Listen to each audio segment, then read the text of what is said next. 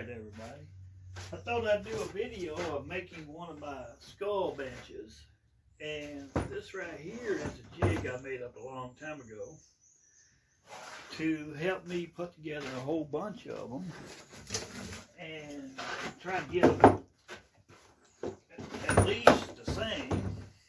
And this thing's pretty big, takes up a lot of space. Usually I have it hanging on the wall.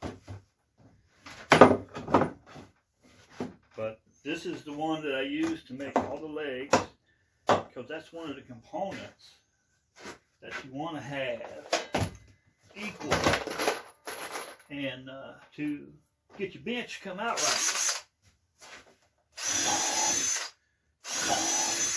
I use a double arm on this thing. I use a base arm right here at 2 or 4, and then I'm going to cut up another arm mounts on top of it.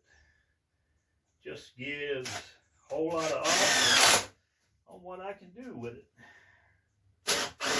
or what kind of materials, and I can change anything when I do that. Now, this is a 2-part jig. Got these spaces right here, and this is the contoured seat, and this lets me put them in the exact spot every time.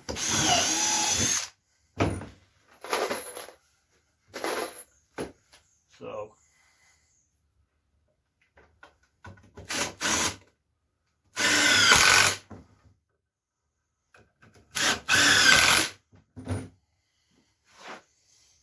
uh-oh, missing a piece. That's what happens when you get old and, you know, woodworkers, so hey.